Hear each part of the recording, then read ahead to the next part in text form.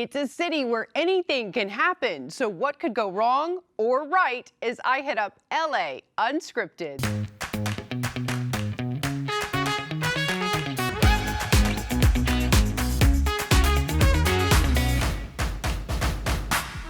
People from over 140 countries speaking more than 220 languages call LA home, and I am so happy to be one of them. Hello everyone, I'm Dana Devin, and because of our city's incredible diversity, there is so much to see, do, learn, and try. So when a new wellness center in Woodland Hills dared me to chill out in the Salt Cave, I said sure, but I know what you're thinking. What the heck is a salt cave? I have to admit, I didn't know either.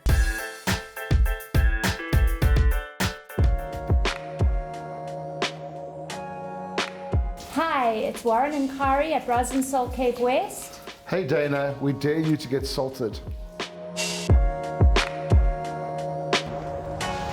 Hi! How are you? I heard that you guys have a Dana Dare for me. We do. Yay. Okay, I accept. Yay! Yay!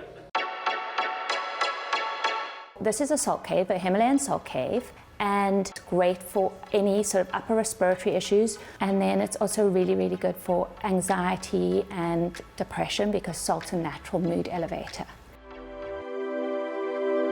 How in the world did you guys get this idea?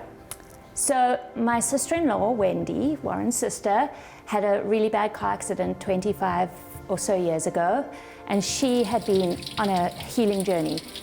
And this was her dream, always to open a holistic wellness center. 3 years ago, she opened the one in New York, Roslyn Salt Cave. What it is, we are an active salt cave.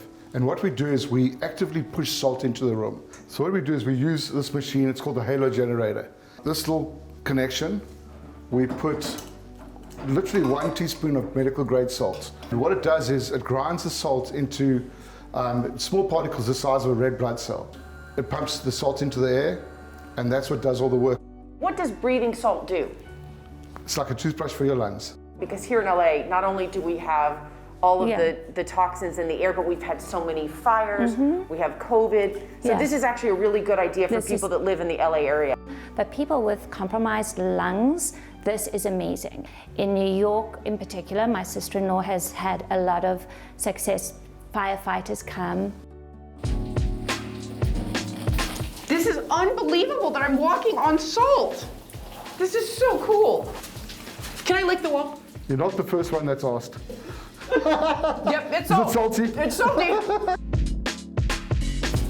Getting salty. God. Set your intentions. When I leave the room, you can take your mask off because you're in a naturally antimicrobial and antibacterial environment. Great. And so that's where you can absorb the salt. Yes, and breathe deeply. Okay, thank you. You breathe it in, cleans your lungs, carries on working in your lungs for up to 48 hours. Great for any upper respiratory issues like asthma, allergies, sinus issues, snoring, any inflammation. What is the difference between regular table salt and Himalayan salt? Himalayan salt has 84 trace elements and minerals in it, and it is not processed at all. I mean, I feel great. Wonderful. I don't know if it's like in my head. You're going to sleep very well tonight. Okay, so I'm still feeling a little salty. So there's only one thing left to do. You know what that is? A salt angel! Yay! Yay! Is it working? Am I making a salt angel? So you've heard of a snow angel, but have you ever heard of a salt angel? I still think I'm finding salt in my clothes. All right, well, you know, during these stressful times, Roslyn Salt Cave also offers virtual and mobile services. Well, you know what else is good for your health? Supporting and empowering each other.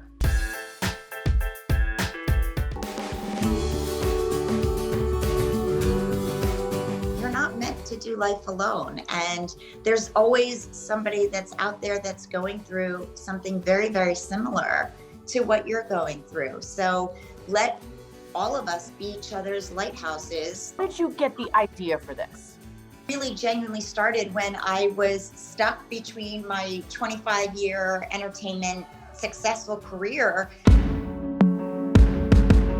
and I wanted to start my own business, and I had searched and searched for other like-minded, diverse women who had walked the walk or had talked the talk before me and had no skin in the game, weren't worried about hurting my feelings, but would pave the way and share their stories, their perspectives, their wisdoms. And as a result, from not being able to find it myself, I created Lighthouse to actually be that place. I even like the symbolic name of Lighthouse. Can you tell me probably what that means to you? It's a beacon of hope. It's a ray of light. It is a source of comfort that you know that things are going to be okay.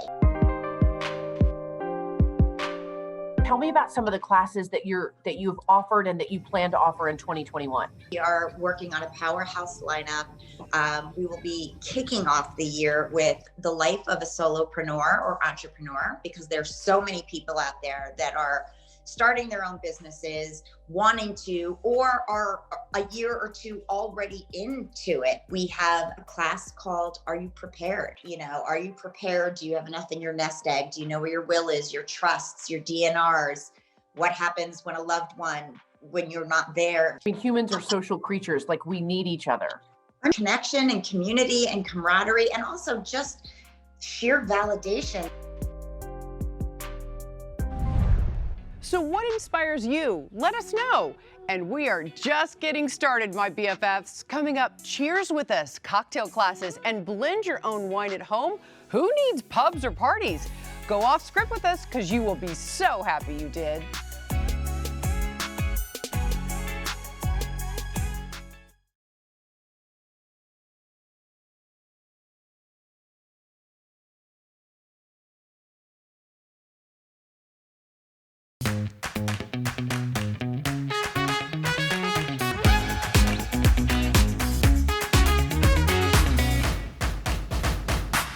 El Pueblo de la Reina de Los Angeles, the town of the Queen of Angels, was founded on September 4th, 1781. Welcome back to LA Unscripted, where our city is the star. I'm Dana Devin, and the pandemic sure has changed how we meet and greet. But now, in this Trends with Benefits, pull up a virtual bar stool to toast the town.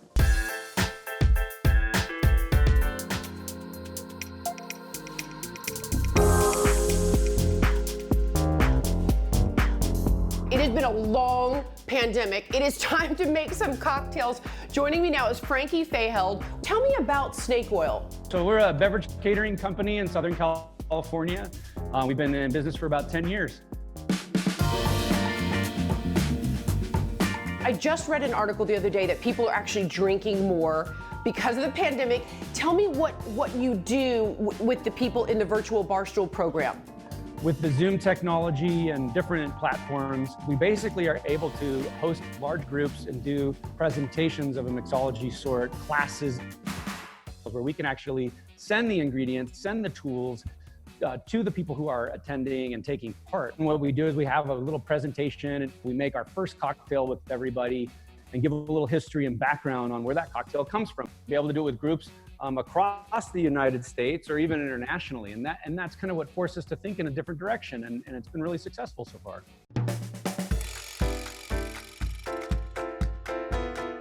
You actually came up with a very special cocktail for LA Unscripted, correct? So we wanted to kind of make something that really speaks to Southern California, something that's refreshing but unique and vibrant. Okay, Frankie, let's do it. It's 5 o'clock somewhere, right? First thing you're going to want to do is start to cut your citrus in half. Go ahead and grab our muddler. So we're going to go ahead and add 1 ounce of simple syrup. The next step, we're going to go ahead and add our alcohol. Yeah. We're going to now do 1.5 ounces of vodka. You sure we don't need more? Well, you know, I'm just kidding. We shake a cocktail for 3.5 reasons. Do you know what any of those are? Well, to get it cold, to mix it. That's 2. I don't know the rest. So the third one is to dilute the cocktail, because all the flavors are concentrated. So when we shake, the ice will melt and dilute the cocktail a little bit. Beautiful. Okay, now garnish. Cheers, thank you. Oh my gosh, and cheers to LA Unscripted.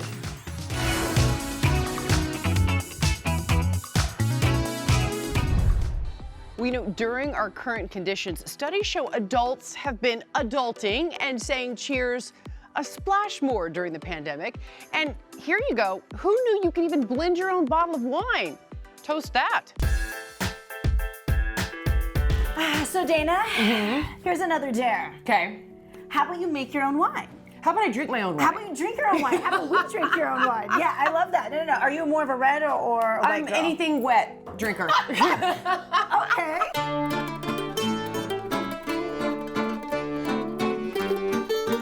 We've got Michael and Magdalena, and we're Okay. going to go through how to blend our own wine, right? How did you guys get started with this idea? We went on a trip to Argentina where we actually did a blending experience there. We kind of came back and said, how does this not exist in LA? We basically created blending as the main concept for our winery. So not only do we produce blends, but we invite customers to come in to our blending classes to learn a little bit about wine, figure out what they like about wine, and then blend their own wine to go. And then we actually created a reference booklet to actually guide people through exactly what you would have experienced in class, but on your own.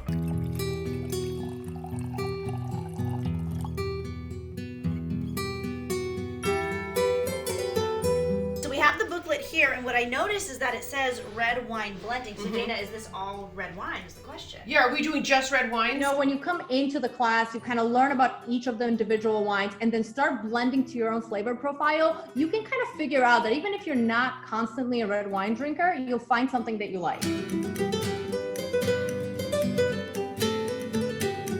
First thing to do is to make sure that the 3 beakers that came in the kit have wine in them.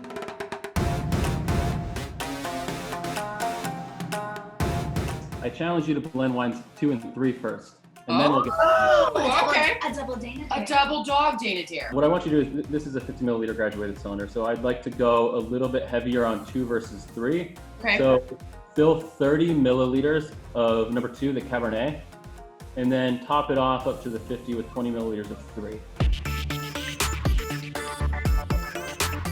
Wow, that is was actually good. so much better. They like evened each other out and kind of complemented each other. Now, when we get really serious about wine blending, sometimes we really only want to add small fractions of a % of a wine. Okay. So maybe dip this into wine number 1, try to extract. I actually like it more. It added one more like dimension. What would you pair this with, by the way? If this was a wine, what would you pair this with? I mean, honestly, the first thing that comes to mind is pizza.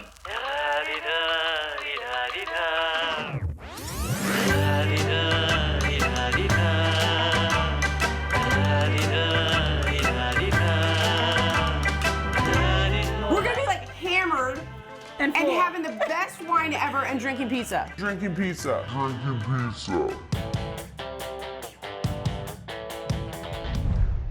Hey, I see what you did there. But I mean, seriously, doesn't everyone drink their pizza?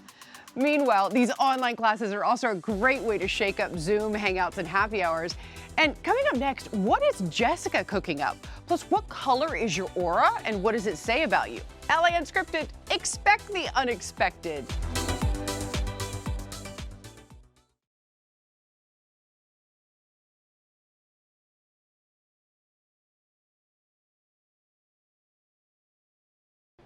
Hey legends, I'm Luke Milton, celebrity trainer and founder of Training Mate. Here are 3 exercises for that booty blasting workout. First we have the squat. Up and down through those heels, engage those glutes. Back into a reverse lunge. Woo. Back knee down. You got it, team. Here we go, other side. Down, back up, down. Into the laterals. Over we go. Come back up. Woo. Down, up through those heels, and outside. Down, back up, and down, back up. Guys, do each of those exercises 10 times through. For more exercises just like that, go to matetogo.trainingmate.com.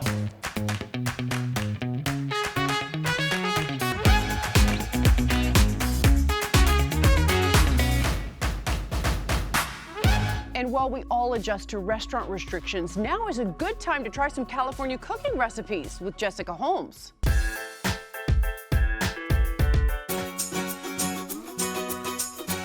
So the other night for dinner, I stumbled upon something that has now become a hit in our household, and it's ramen, of all things. But what's great about it is it's full of veggies, and it's yummy. I'm gonna cut up some white cabbage. You can do white vinegar or rice wine vinegar, and this is seasoned rice vinegar. Let that sit, and we'll move on to cutting up our veggies. I'm gonna do some red pepper, because it's what I had, and some carrot, some green onion to garnish, a few mushrooms. Let's slice up our mushrooms, thin slice. And I was gonna do a beef broth, but then I decided let's go veggie on this, and I found a miso broth, which I think will be great. To start our soup, some avocado oil, and I'm gonna grate in some ginger, fresh ginger, 2 cloves of garlic. So that's gonna get going on a low heat. You don't wanna burn the ginger or the garlic. And right before it browns, but you start to smell it, is when we add in our broth. So we'll take our miso broth, and this is just a way to add flavor to a boxed broth. Put it on medium heat, and now we're gonna add our veggies. First, our carrots and our peppers, because that's gonna take a little bit longer to cook than the mushrooms. And then we'll just let that simmer until those start to get soft. Okay, I'm gonna cook my ramen noodles separately because I just don't want them to get mushy in the soup, so I'm gonna put them in a separate pot of water, 3 to 4 minutes, and they're done.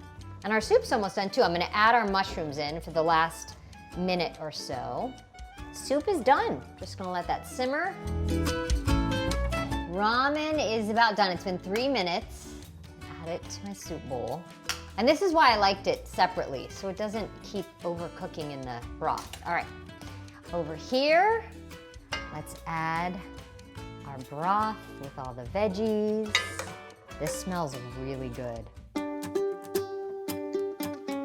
Okay, we've got our hot soup. It smells so good. I'm gonna put some more green onion, and then I'm gonna add our cabbage that softened a little bit. It'll add some nice crunch to our soup. Sesame seeds, and then our cute little egg. Hopefully, it might be a little too soft. It looks like it might ooze, but that's okay. Some people like the ooze of the egg. For Levi, I wouldn't do the sriracha, but for me, definitely. And also a little toasted sesame oil on top. Voila! Our ramen, full of veggies. Every time I watch her, I get hungry. All right, and you know who else we like to check in with? Olivia, always out and about in LA.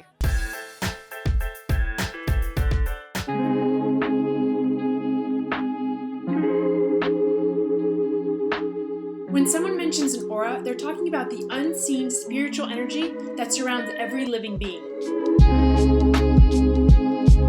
Special old vintage camera equipment that can actually read your electromagnetic output or your energy field.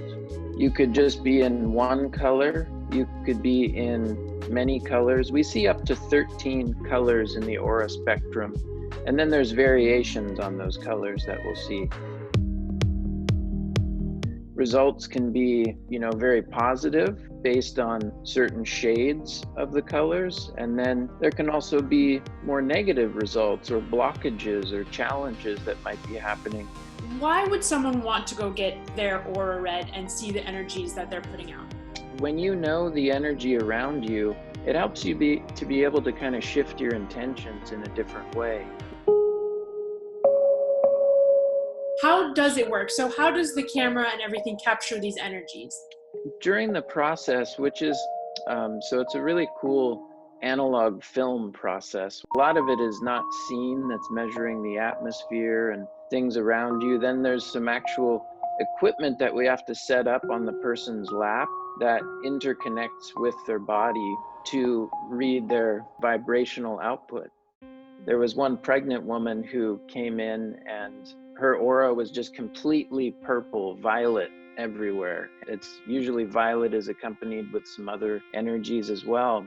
And so I was telling her, wow, you don't see somebody just in violet. She started just crying. And then she said, you know, I'm pregnant, and months ago, I chose the name Violet for my daughter. I'm pregnant with a girl. Her name is going to be Violet. It was just a really profound moment. Okay, so what do we think my aura looks like? I mean, I'm hoping Lucky Charms and sparkles and diamonds and sequins, glitter. Anyway, that's all I got. My aura is out of here. But tomorrow, more glowing ideas about how you can safely enjoy our city and one another. I think you're doing a really great job for the youth. Can you tell me about the Snoop Youth Football League? Youth Football League was put together in 2005 by a bunch of volunteers and parents and, you know, people who really cared about the community.